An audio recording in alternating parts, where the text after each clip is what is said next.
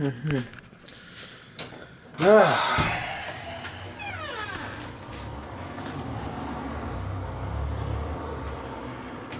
much going on right now. You probably got the news. Everybody online is talking about it right now. Philip Lord and Chris Miller have been booted. Cut. Director's cut, if you want to put it that way, from the Han Solo standalone film. And I don't want to put salt in their wounds. These guys, obviously, to me, when I was watching all the making of stuff they were doing, and they even tried to put up an Omaze, sweet little kind of lottery thing, so that you could win a chance to visit the set. I actually bid for that. I put in money so that I could possibly get a visit to the set and all that. Now they're fired. You know, these guys are genuinely good guys. They're not these, terribly, unsuited directors for this film and all that. No, it's whatever they wanted to do, which this is what I'm talking about. People are online are spinning their wheels trying to figure out why they were fired. Why? Just watch Lego Movie. Just watch 21 Jump Street. Just watch 22. Just watch those movies. They are sophomoric. They're not the most intellectually challenging films. They're, these guys make these kinds of movies. And that's what they were doing here. They were hired. They were making that movie. And then I guess it's on the, it's on the production company, the Lucasfilm people. They gave these guys a chance to fix it. They talked about it to them. They said, you're making a movie that's not what we want, so we'll give you time to make it better. Apparently they didn't. They didn't listen, and this is terrible. This is actually, I wish they didn't even. I prefer, my own thoughts on it is that I prefer they just make the movie. Whatever they were making, who cares? Whatever. It's Star Wars. It's going to make money. Doesn't matter. But there is some kind of angst between, their heads were rolling behind the scenes. Something was going on that we don't know about. Public will never know about. There was some sort of tit for tat hustle, little bit of tussling behind the scenes. Definitely. Somebody pissed off somebody, and now they could have just come at some sort of gray area. They could have probably debated it with each other, come to some compromise about it, not be like, oh, we're angrily just going to cut you down. This wasn't even their decision. That's the thing about it. They didn't want to quit. They had no intention to quit. This is just what happened because, as it's stated online, they, script writers, Lawrence Kasdan and of course Kennedy, they have expectations when making films that you just don't go beyond the script at all. You make the movie exactly the way it is in the script. And, what's his name? They like to improvise. They do the Family Guy thing where they kind of just mumble through the script and make up things as they go along kind of thing. So if you watch, when I was watching the Lego Movie, I was like, I like this movie, but it kind of sucks. It's good here. It kind of sucks here. That's how they do movies. They throw the whole damn thing, the kitchen sink in there too. I watched 21 Jump Street hoping that it would actually be like 21 Jump Street. It had nothing to do with 21 Jump Street. I watched 21 Jump Street. I grew up on 21 Jump Street. So when I'm watching the movie, I'm like thinking, and Holly Robinson's in the movie. The original cast shows up in it, and none of those guys said, well, this movie has absolutely nothing to do with 21 Jump Street. 21 Jump Street was a drama, it was not a comedy. It was like, did you watch the show? So that's what these guys do. They make a big, weird, kooky comedy, even if the subject matter is actually serious. So I don't know what you expected when you hired them. They even hired freaking Donald Glover. That was like, I don't know what the hell. You know, Donald Glover is not an actor who draws audiences because of his complex way of acting and all that. No, he's an actor who's just gonna jump into the scene, wild out, be stupid and weird, and he's Chris Tucker light, and that's it. You know, why are we going on about this guy as the perfect choice for Lando? And obviously, everything snowballed with the film from the poor decisions that were made, not only from his casting, but probably a lot of other things. You know, I feel very. I'm conflicted. I like the fact that they've been gutted. You know, hitting the gut right now.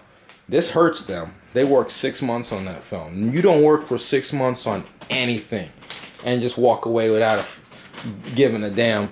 Right now, these guys, maybe they're not going to show it ever. They're never going to put it out there in the public, but that hurts them so bad that they came to set, you know, every day, did the job, got intimate with the crew and everybody.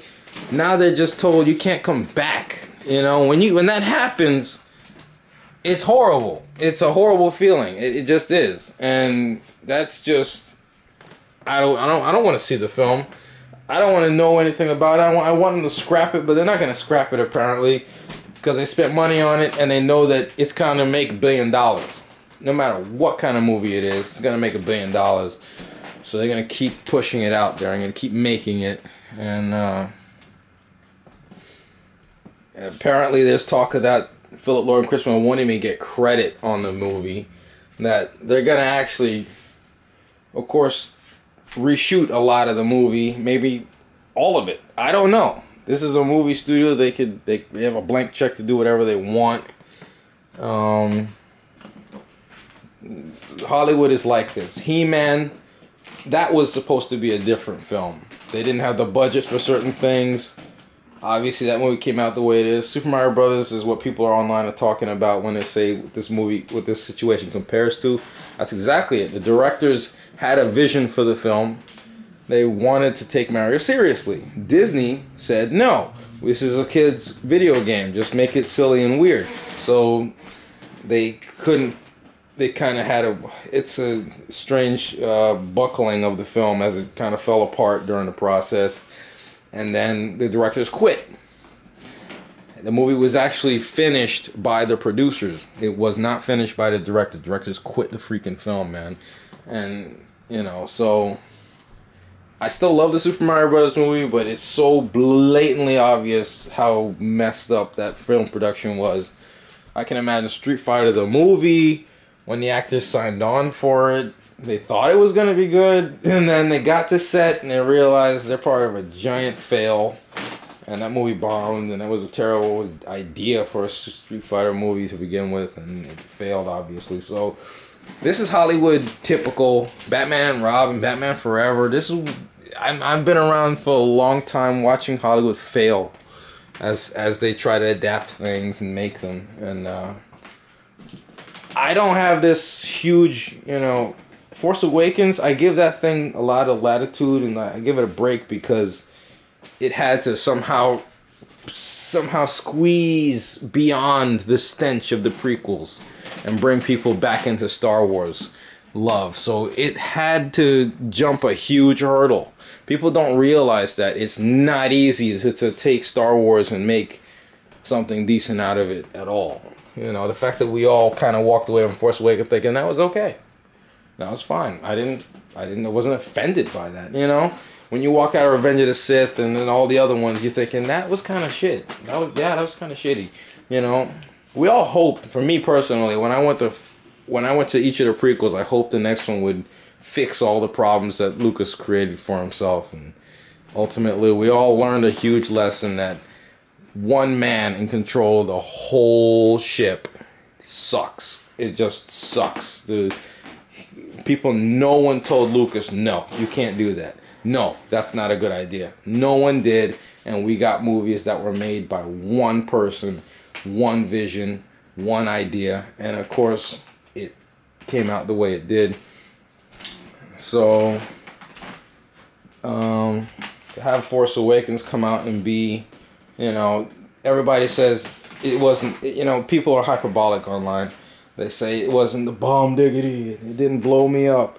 But you got to realize that it had to reset the clock from where Lucas left it with the prequels. It wasn't that we came off of Return of the Jedi and then we jumped straight to Force Awakens. We came off of Return of the Jedi, went back, took Star Wars and pretty much slapped it around with the prequels, and now we have to say, okay, we're taking that situation that Star Wars is in and try to bring it back up to something that you can respect. And for not sucking straight to hell, Force Awakens deserves some credit.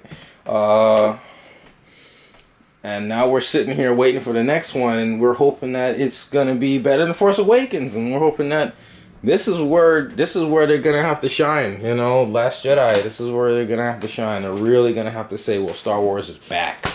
It's not just okay. The prequels kind of ruined things, and now Force Awakens came along. It's kind of wobbly now. Last Jedi has to stick the landing. It's gotta be like a pilot coming in and boom, good landing. That's what it's gotta be. Han Solo movie is combusting in on itself.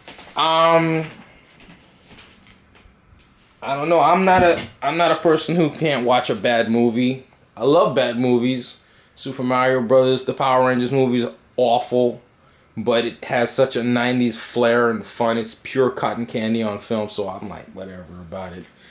The new Power Rangers movie could have taken a lesson from the old Power Rangers movie, because it's like it's supposed to be a fun comic bookish film, not this complex, dramatic, boring, psychological analysis stuff.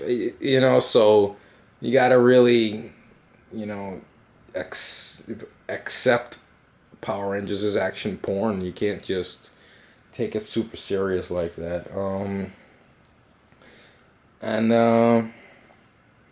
I don't want to go on too long, but yeah, I'm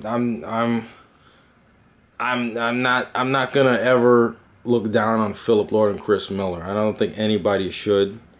They got caught up in studio politics, and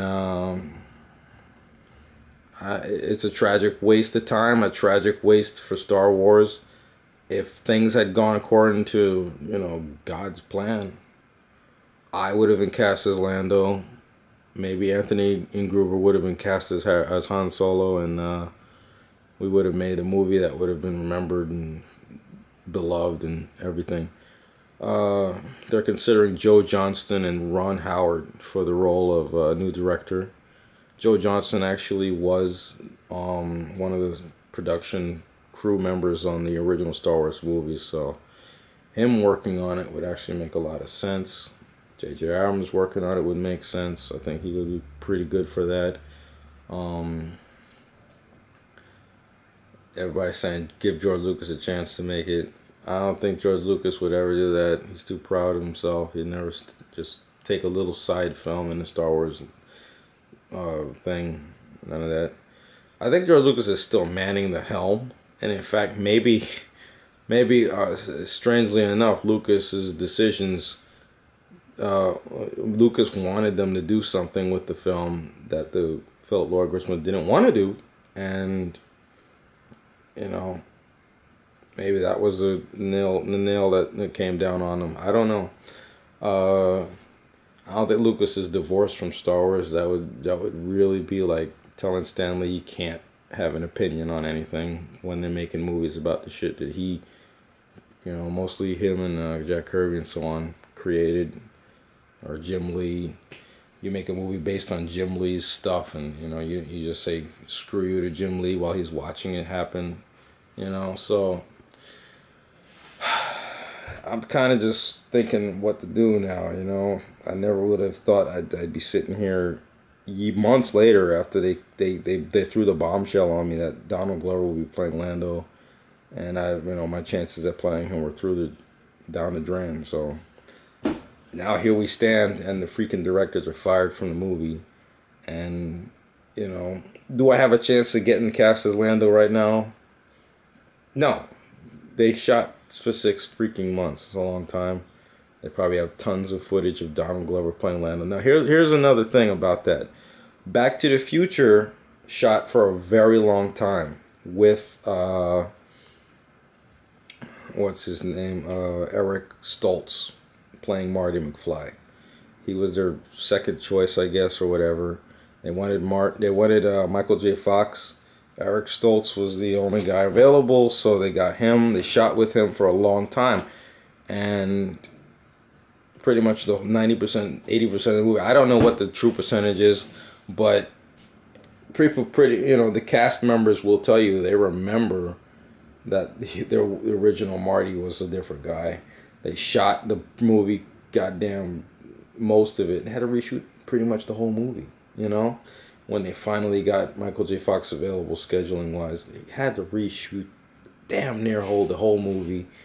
And it's like, actually, if you watch the movie, there are little bits here and there of Eric Stoltz playing Marty here and there, because they just didn't have to reshoot that part. And I warned them. I freaking warned them on my blog. They don't read my blog, but I warned them. I said, if you make this movie, if you just, do what's his name, Bob Zemeckis did, which was he cavaliered it. He said, I'm gonna just make it, and he regrets that decision to this day. He says it's the most painful thing he's ever done as a director, telling Eric Stoltz he can't play Marty anymore and firing him. And I told you when I was writing the blog post, if you do this, if you make this movie, it will hurt so bad when you come to that head, when you watch the dailies and you know the movie doesn't work. If you do this, I cannot believe I was right. I can't believe it. I'm just like blown away. I was just saying that. I didn't mean it seriously. I was right. They did. They shot the movie. They said, whatever, we don't care that much. We'll shoot it, push it through, get it done. Here we are. They're freaking fired. Will they recast? They're getting a new director. Might as well do other things new. I'm here. If you need a new Lando and you don't want Donald Glover to do it anymore, bring it on. But all I'm saying is that this is just, I told you it was going to happen. And I can't believe I was right. So I want to see this train wreck that they've come up with. And I want to see it all go buckling down a hill and see the complete fail that it is. Do I want to see that? No. I don't watch the Ewok movies. I can live without some Star Wars. I'm a nut about Star Wars, but I don't lose my mind over everything that's Star Wars. I don't even watch the Clone Wars series, so I'm about, me personally, when it comes to Star Wars, I like going forward. This is a prequel. I'm kind of sick of the prequel thing. Let's see what happens after Jedi. Let's see what's going on. I like this idea of progression, getting to know what's going to happen next in the storyline. And we've actually never seen it legitimately. And I am interested in the next movies. I hope, since this movie's kind of going to go down the hill and fail, we bring back Billy D. Williams. We give him Lando back. The saddest thing is that his character seems to have been forgotten, even though he's still in the universe doing something. He's still around. Apparently, his character just said, "I'm out of here. See you." No, he's Lando Calrissian. He's Han Solo's best friend. And the fact of the matter is, if Han Solo dies, Lando should be there saying, "Oh my God, my best friend's dead. We should see that." So I'll just say this, keep your head up, guys. We all experience bull crap in life, and I'm pretty sure you'll get over whatever you're feeling right now. Just hang in there. It's gonna be okay. Okay, so just I don't know what's gonna happen next. I knew this was gonna happen, and now here it is, and I hope that everybody involved can come to grips with the situation and move forward. I don't know. So that's all I got to say, man.